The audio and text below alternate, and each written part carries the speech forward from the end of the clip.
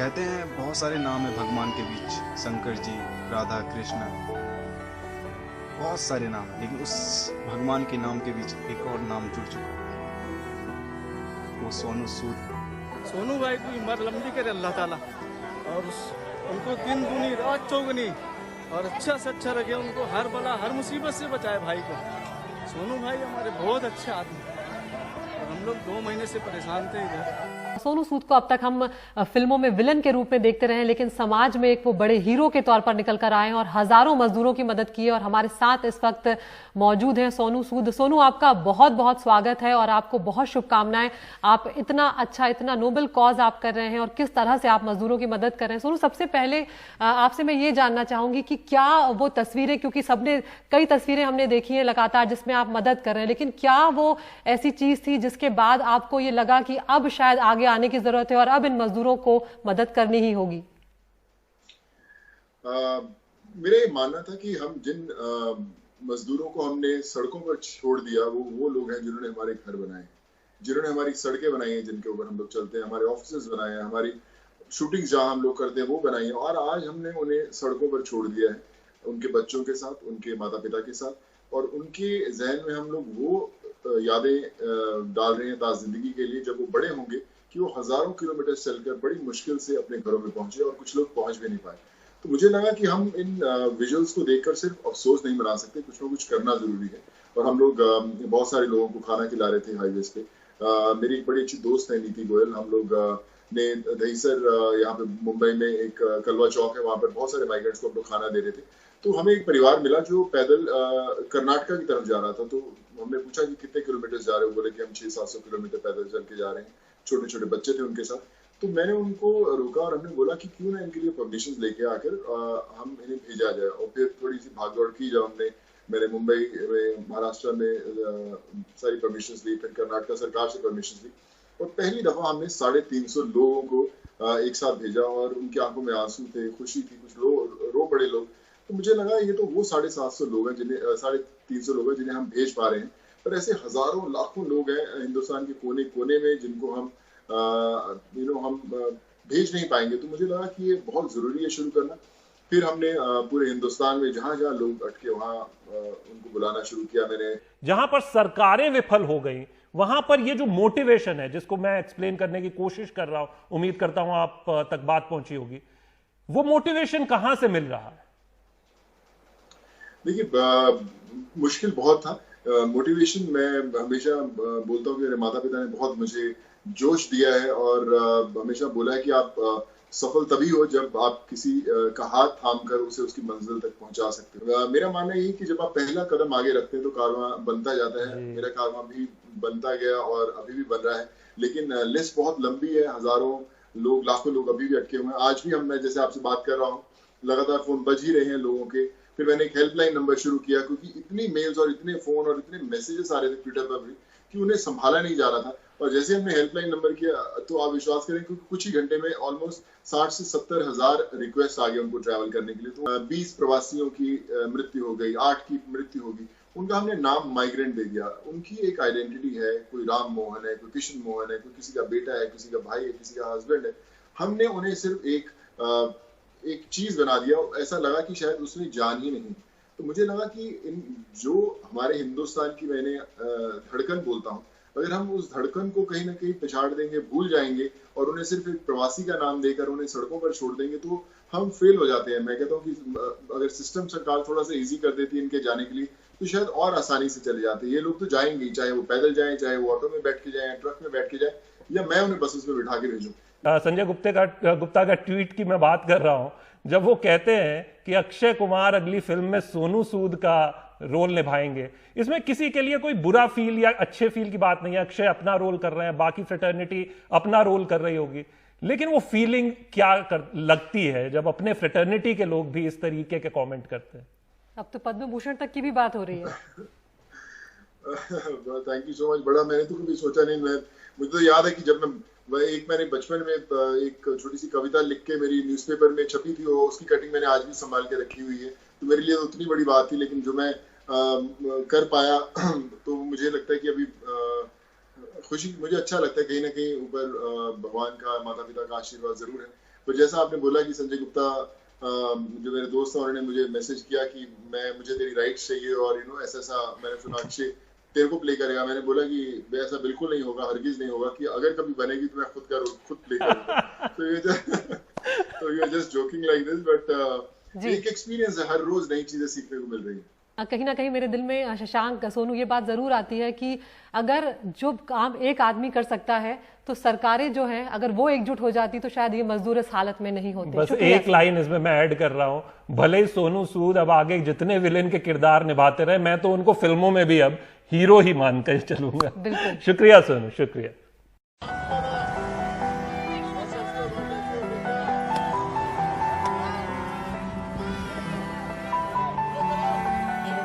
कभी नहीं देख सकूंगा बोल के बहुत घबरा गई थी। आपने मेरा मदद किया, आप भगवान जैसा है।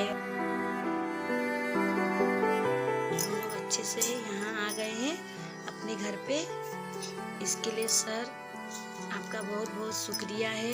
हम अपना दिल से दुआ करता है सोनू साहब जी को भगवान और तरक्की दे। हम लोग को फ्लाइट करके उन्होंने भेजा है, जितना भी खर्च हुआ उन्होंने हमारा लिए। सोनू सर रियली गॉड, और हम सोनू सर को कभी भी नहीं भूल सकता जिंदगी में।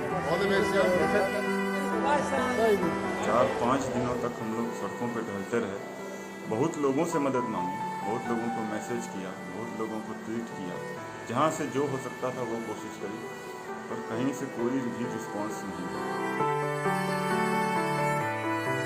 फिर मुझे पता चला कि सोनू सूद सर लोगों को अपने घर भेज रहे हैं। थक हार कर एक दिन मैंने रात को उनको ट्वीट किया और 4 से 5 मिनट के अंदर उनका रिप्लाई मेरे फ़ोन पे आ गया कि मैं वादा करता हूँ तुमको घर जरूर भेजूंगा।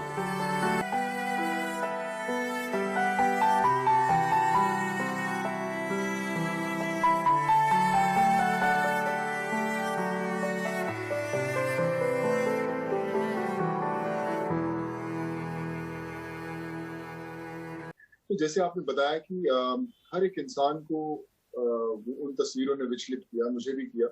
मैं जब उनको देखता था लोगों को चलते हुए, उन छोटे छोटे बच्चों को, तो उन बच्चों के चेहरे पे खुशी रहती थी। कुछ बच्चे रोते हुए जाते थे, कुछ मायों की आंखों में आंसू थे, लेकिन बच्चों के चेहरे पे स्माइल। तो मैं सोचता था कि ये वो माँ बाप है जिन्होंने अपने बच्चों को झूठ बोला होगा कि हमारा जो घर है बस यहाँ से पास ही, ये आधा घंटा चलेंगे आ जाएगा, पर उनको ये नहीं पता कि वो उनको झूठ बोलकर हजारों किलोमीटर लेके जाने वाले हैं। वो बच्चे अपने माँ बाप को इन तकलीफों से गुजरते हुए देखेंगे जब वो इन हाईवेज को चलेंगे, और उन्हें कई बार पुलिस के डंडे खाने पड़ेंगे, कई बार उन्हें भूखा चलना पड़ेगा, कई बार प्यासा चलना पड़ेगा, कुछ माँ बाप अपनी जान भी गंवा देंगे। तो मैं कभी नहीं चाहता था कि ये जो तस्वीरें हैं उनके जहन में पूरी जिंदगी के लिए बस जाए, और वो जब बड़े हों तो उन्हें एक ही चीज याद आएगी, किस तरह अपने माँ बाप के साथ उन्होंने इन हाईवेज के दुख देखे और इस देश में उन्होंने ये दुख देखे। लोगों ने कहा कि कोई इंसान है जो आगे मदद के लिए आया है, शायद हमें पैदल ना चलना पड़े। अब विश्वास करें, मुझे देश भर के कोने से इतने ढाबों, जितने ढाबे पे थे हाईवे पे या पेट्रोल पंप पे लोग जो चल रहे थे वहां पे रुक गए और उन्होंने बोला कि हम इस पेट्रोल पंप पे हैं, हम संगरूर के पास हैं, हम लोग उड़ीसा के पास यहाँ पर फंसे हुए हैं और हमें यहाँ जाना है। तो हमने उनको वहाँ उन पेट्रोल पंपों से, ढाबों से उठाकर कभी टैक्सीज करवाई, कभी फ्लाइट्स करवाई, कभी ट्रेन करवाई, कभी बसेस करवाई और उनको उनके घरों तक पहुंचाया। तो मुझे लगता है कि एक जो विश्वास की एक डोर बन गई थी हमारे और प्रवासियों के बीच में, जिसके कारण हम लोग कर पाए। मैं अपने घर वापस पहुंच पाया, इसके लिए मैं हमेशा हमेशा सोनू भैया का आभारी रहूँगा। इस मुसीबत में आपने ईश्वर तुल्य जो काम किया है, मेरे लिए नहीं सारे लोगों के लिए, वो जज्बा देखकर मैं आपसे सीखा हूँ हमेशा लोगों की मदद करने की। एक बात मैं अपने दिल से कहना चाहता हूँ, धन्यवाद के लिए शब्द कम है, मैं कुछ कह नहीं सकता आपको, लेकिन मैं सारी दुनिया के सामने एक बात बोलना चाहता हूँ। लोग अपने लोकप्रिय अभिनेताओं को देखने मुंबई में, जैसे मन्नत, यहाँ मैं भी जाता था, अब मुंबई में एक घर और होगा जहाँ यूपी, बिहार, बाहर से आए हुए लोग उस घर के सामने अपने चहेते भगवान, अपने ईश्वर, जिन्होंने उनको इस स्थिति में अपने घरों तक पहुंचाया, अपने परिवारों से मिलवाया, उनको देखने के लिए, उनकी झलक पाने के लिए खड़े होंगे, वो सोनू भैया आपका घर होगा। हमारा लिए सोनू सर रियली गॉड, और हम सोनू सर को कभी भी नहीं भूल सकता है ज़िंदगी में। तो मेरा मम्मी पापा भी बहुत खुश है। मैं मेरा मम्मी पापा और मैंने और हमारा सब परिवार लोग सोनू सर के लिए thank you thank you thank you. मुझे एक बार बड़ा सरप्राइज़ हुआ, आश्चर्य हुआ, अचानक उनका एक फ़ोन आया मेरे पास और बोले आपको कोई परेशानी है, मुझे पता चला है तो बताइए, मैं आपको भिजवा देता हूँ फ्लाइट से या ट्रेन से। मैंने कहा भाई ट्रेन फ्लाइट तो पॉसिबल नहीं है क्योंकि सब बंद है, उधर कोई भी नहीं जा रही है, मैं बाई रोड जाना चाहता हूँ तो चला जाऊँगा। मैं स्पॉन्सर कर देता हूँ, मना नहीं कर देता। उन्होंने मुझे बाई रोड भेजने का इंतजाम कर दिया। मैं यहाँ चेन्नई काम करने के लिए आई थी, 3 महीना हुआ काम कर रही थी। फिर लॉकडाउन हो गया, लॉकडाउन होके मैं बहुत परेशान हो गई थी, बहुत रो रही थी यहाँ रूम पे बैठ के। मैं क्या करूँ, अब मैं जा नहीं सकूँगा, मेरे बेटे को कभी नहीं देख सकूँगा बोल के बहुत घबरा गई थी।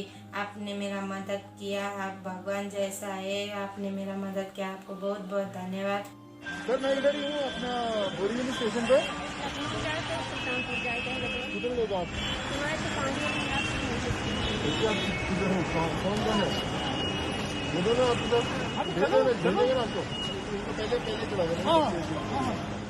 लॉकडाउन खुलने का नाम ही नहीं ले रहा था और हमारी परेशानी बढ़ते जा रही थी, तो आपका किसी ने नंबर दिया और आपसे मेरा कांटेक्ट हो चुका और मैडम से बात हुई, मैडम ने हमारा किया और हम लोग को रास्ते में भी कोई मुसीबत नहीं आई। हम लोग अच्छे से यहाँ आ गए हैं अपने घर पे।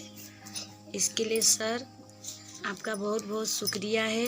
अमूमन जो आपने काम किया है, जो कर दिखाया है, वो नेताओं से उम्मीद की जाती है क्योंकि जो लोग होते हैं वो नेताओं को चुनकर लाते हैं, वोट देते हैं कि आप हमारी मदद करेंगे। एक मेरे लिए भगवान बन के आया, एक इंसान जो कि फरिश्ते है मेरे लिए। उस भगवान ने एक बेटे को माँ से मिलाया, उस भगवान ने कई परिवारों को एक जगह किया, उस भगवान ने कई भाई बहनों को उसके घर पहुंचाया, उस भगवान ने कई माँ को अपने बेटे के पास पहुंचाया, उस भगवान ने हम जैसे बेटे को उनके माँ के पास पहुंचाया। कहते हैं बहुत सारे नाम है भगवान के बीच, शंकर जी, राधा कृष्ण, बहुत सारे नाम है, लेकिन उस भगवान के नाम के बीच एक और नाम जुड़ चुका है। ऑनलाइन प्लेटफॉर्म शुरू किया है, क्या होगा इसमें, क्या कर सकेंगे? अगर कोई माइग्रेंट वर्कर आप देख रहा है इस इंटरव्यू को, तो आप उन्हें बताएंगे एग्जैक्टली क्या करेंगे आप इसमें? रोहित, जब मैंने इन सब लोगों को घर भेजना शुरू किया तो मैं सबसे एक सवाल पूछता था कि आप वापस आएंगे? सब बोलते थे सर जरूर आएंगे वापस, अगर कुछ काम मिलेगा। बहुत सारे ऐसे लोग थे जो श्योर नहीं थे कि वो वापस आएंगे नहीं आएंगे, या फिर वो अपने गाँव में जहां पर भी जा रहे हैं वहीं पे काम करेंगे। कुछ लोग बोलते थे शायद हम वहीं पे कुछ काम करें, अगर हमें कुछ काम मिल जाएगा। तो मैं सब लोगों से मेरे जहन में यही होता था कि एक बहुत इनसिक्योरिटी है उनको पता नहीं है कि आने वाले समय में क्या होने वाला है।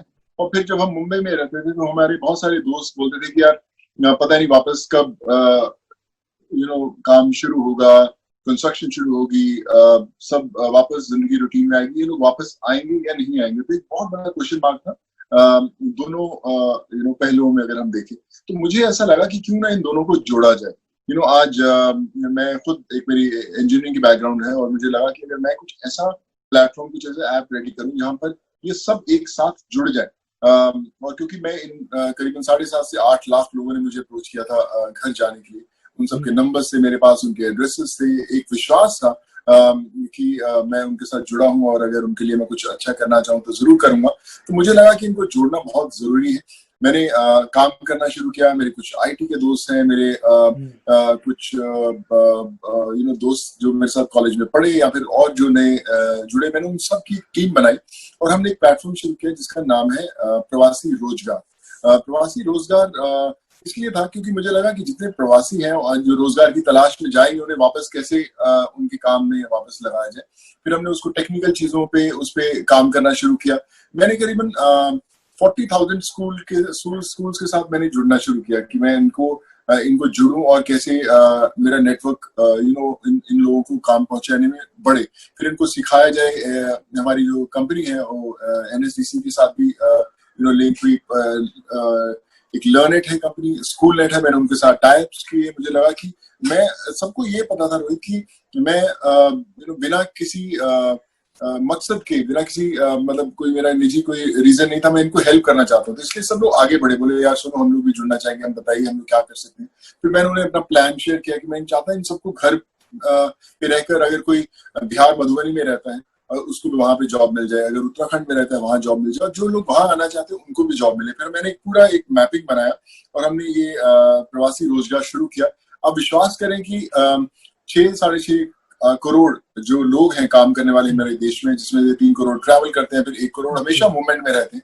मैं उन सबको, मेरी इच्छा है कि आने वाले 6 महीने से साल के अंदर 3 से 3.5 करोड़ वो एक ही प्लेटफॉर्म पे हो। एम्प्लॉयज, इंफ्रा गाइज, आप Amazon की बात करें, किसी भी आप फील्ड की बात करें, मैंने ऑलमोस्ट 500 अलग अलग कंपनीज के साथ रिश्ता जुड़ा और उन सब की रिक्वायरमेंट्स ली है और आज रेडी है। आप फोन मारेंगे तो आपकी भी जॉब की रिक्वायरमेंट किसी न किसी की ले ली जाएगी, जो भी करेगा। सो आई एम वेरी हैप्पी। और मुझे लगता है कि देश में आज जब इतनी इनसिक्योरिटी है, हर इंसान डरा हुआ है, उस समय एक ऐसी चीज आनी बहुत जरूरी थी कि आप डरिए मत, समय पहले से और भी बेहतर आने वाला है। प्रवासी जा रहे हैं, बड़ा दुख हो रहा है मुझे यार, बड़ी तकलीफ में जा रहे हैं, पर बाहर निकलना बहुत जरूरी है। उसी तरह जॉब्स नहीं है, देखिए जॉब जा रहे हैं, अगर आप दोस्तों को फोन करते हैं, हर आदमी बोलता है देखा यार कितने जॉब चले गए, उसने इतने लोग कम कर दिए, उसने इतने लोग कम कर दिए। हमें वो जो उनकी सोच है उसको बदल के बोलना है कि यार देखो कितने जॉब्स मिल रहे हैं, देखिए कितने नए जॉब्स बन रहे हैं। कि एक आदमी जो 600 रुपए दिहाड़ी लेता था, देखिए अभी 850 ले रहा, देखिए 1000 ले रहा। That's the idea. मुझे लगता है कि शुरुआत तो किसी न किसी को तो करनी पड़ेगी। मेरी कोशिश है और मैं वादा भी करता हूँ कि आप देखेंगे कि हर रोज किस लेवल के रिजल्ट्स आते हैं इसके।